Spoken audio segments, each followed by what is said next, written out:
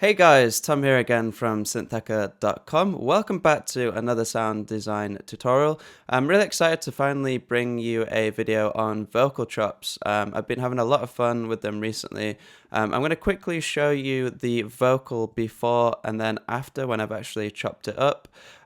Because I was referencing a certain track, which you'll probably hear in just a second, I wanted to get the same syllables, so I used a Vocaloid vocal for this tutorial. But whether you're using a Vocaloid vocal or a real vocal, the technique is exactly the same, so don't worry too much about that. But yeah, let's listen to the before and after. Hey, when the mud drift out here, it's so wonderful. I will wait from afar. So that's our Vocaloid vocal. Here's the chops. Hey, I will I will I will It's the water, I will I will I will It's the water. So if you're a Potter or a Madeon fan, you'll probably be able to hear there that the track I referenced was Shelter, which is the really great collaboration between them both. Obviously, it doesn't sound exactly the same. I don't have the same vocal that they originally worked with. I do believe it was a outtake vocal from Porter's track Divinity by Amy Millan. But it actually sounds pretty cool with the Vocaloid. So again, it doesn't matter whether it's a Vocaloid vocal or a real vocal, the technique's exactly the same. So let's get into how I actually went about chopping this vocal then. So if we just go back to the vocal that we started with here. Hey, when the mud drift out here, it's so wonderful. I will wait from afar. And if we go in here, we can see that I've warped it and set it to Complex Pro with the formants all the way up.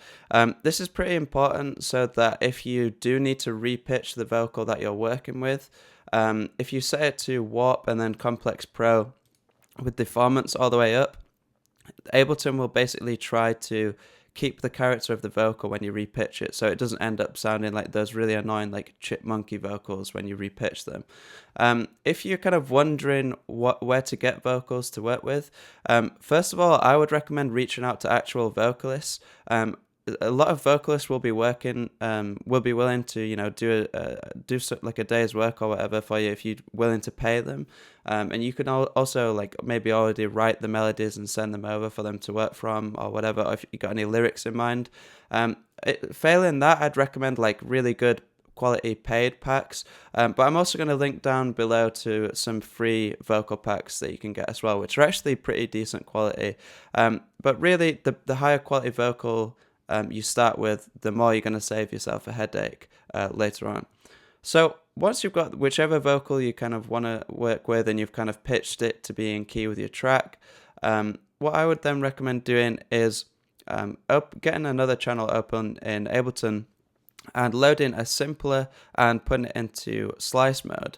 Now, this is my preferred way of doing vocal chops. Bear in mind that there's no kind of one right way of doing vocal chops. Some people like to work with just audio slices, and that's completely fine. But this is one of my favorite ways to do it, and I'm going to show you why. So once you've got your vocal, drag and drop it into an Ableton slicer.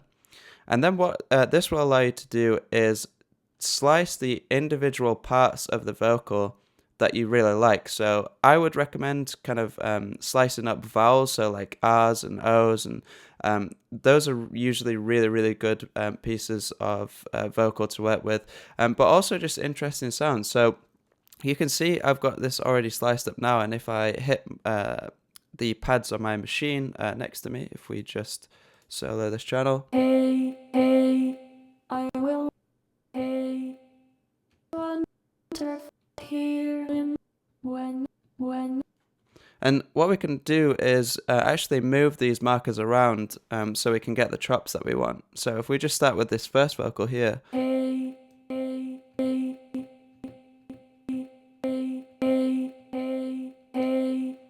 And on top of that, we can fade in and out and change the amplitude envelope of these different slices.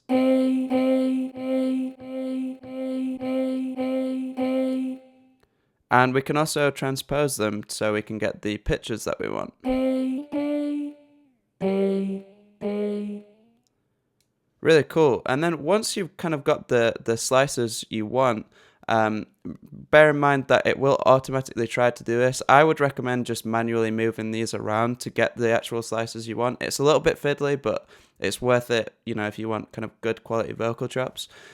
Once you've got the slices that you want, all you need to do is right click and slice to drum rack, and then you'll get something that looks a little bit like this. So now we have all of our slices from here in a drum rack, which is really cool. And if you watch artists like ODESZA play live, they actually trigger their vocal chops using Machine. I've read also that they do actually make their vocal chops in Machine as well, which is pretty cool. But it's kind of a similar format, really. We've got a layout here that looks very much like Machine in our drum rack. And when you watch ODESZA perform live, they will actually trigger all the individual slices with Machine, which is really cool. So now, again, we just have all of our individual slices. If we go back to, if we go to our vocal slice track here, we can play the individual slices. When but I will. Really cool. And the kind of reason that this is my favorite technique for vocal chops is what this allows you to do is basically do sound design on the individual slices themselves. So you can see for slice 13 and 14 here, we've got some interesting delay and little alter boy, which I'll get to in a little second. But what you can also do is do sound design on and basically process the vocal chop as a whole on the actual track itself, separate from the individual slices. And I think personally this is the best way to do it. It gives you the most power for processing the vocal chop, individual slices and as a whole. And if we go into our MIDI here, you can see that this is the actual kind of MIDI that's triggering the vocal chop. So if we again just solo this, I will I will R in my I will It's the water. so one thing to bear in mind here is that this MIDI clip is triggering the slices themselves. It's not playing the melody that you see here. And so this is probably the most fiddly part of this. I think it's still the best way to do it personally, but this is where it gets a bit tricky. So what I would recommend doing is writing out the melody that you want for your vocal chops to start with. So I've got this track here that I use as a reference.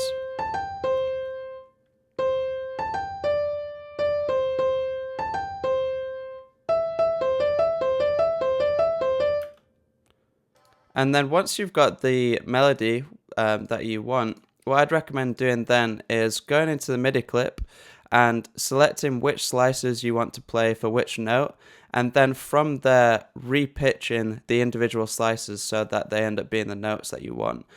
If you are using kind of like a raw real vocal that's not tuned, I'd recommend either using an auto-tune plugin or using Ableton's tuner plugin to detect the pitch of the individual slices and then repitching them so that they are actually playing the note you want.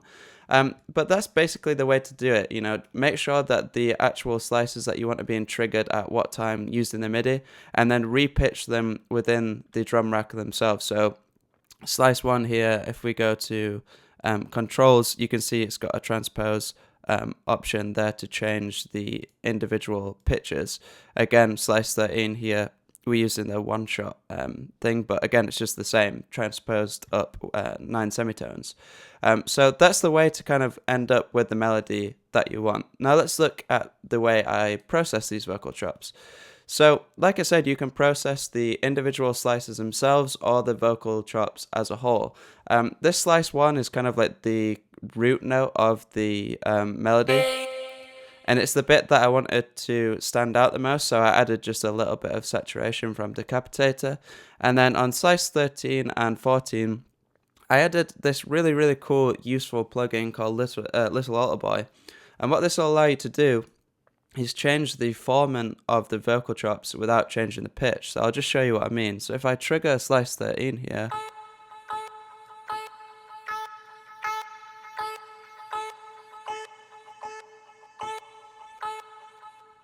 really, really powerful tool that allows you to change the character of the vocal chops without changing the pitch. This was especially useful because I had to pitch Slice 13 up quite a lot to get the note that I wanted, again 9 semitones, and it did sound a little bit too chipmunky to me, even with Ableton's warping. So reducing the formant a little bit was just a really, really cool way to mitigate that. So really, really powerful plugin. You might also want to play around even with automating this and stuff to get some interesting effects. Again, Slice 14 just the same with Little Altar Boy. And then another thing that I did on both of these slices was add an Echo Boy delay. So if I play it again, just kind of listen to Slice 13 and 14 here.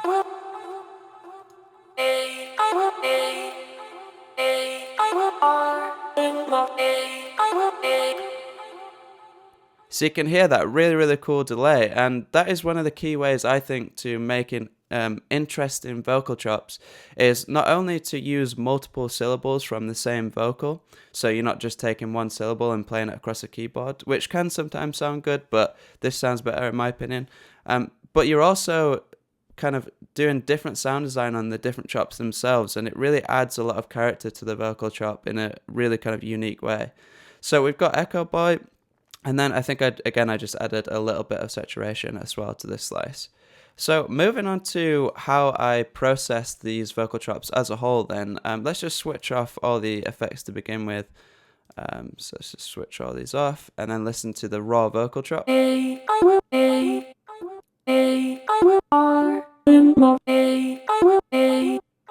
the water.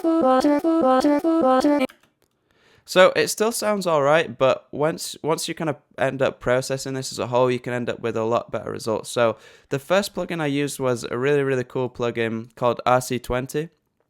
This isn't completely necessary, but it's a really cool plugin that I like. It's got this really cool following noise generator, which only plays noise when it detects audio. So it's a really organic way to kind of layer noise, and also just a little bit of digital distortion that I'll show you.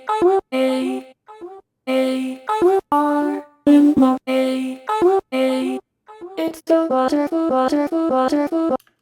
Really, really cool. And then the next thing I used was obviously just a little bit of reverb. I'm really enjoying using Valhalla reverbs at the minute, but obviously any reverb that you prefer will do.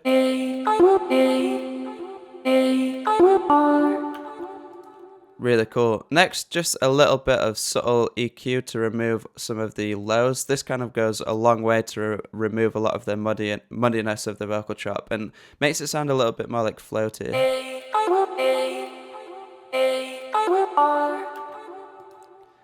And then finally, just a little bit more saturation from Decapitator, set quite bright.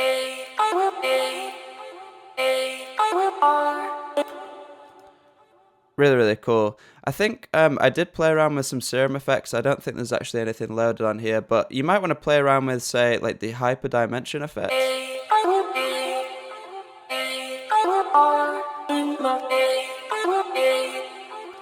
That sounds really, really cool, actually. And then maybe just a little bit of chorus or something.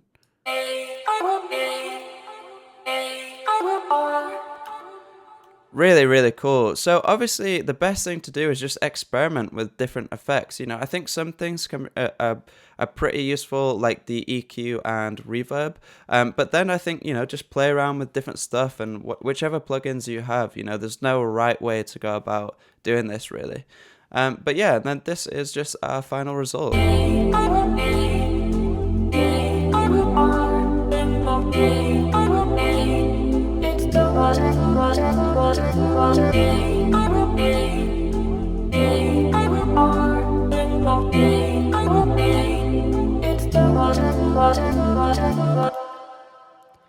Really, really cool. I'm really, really happy with the result, even though it sounds quite different from the original. It still sounds really, really cool to me.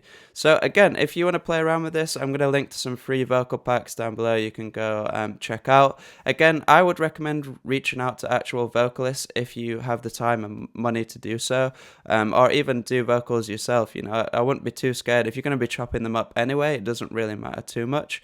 But yeah, I would recommend starting with the highest possible quality vocal that you can to begin with. It will save you a lot of kind of like repitching and messing about processing later on.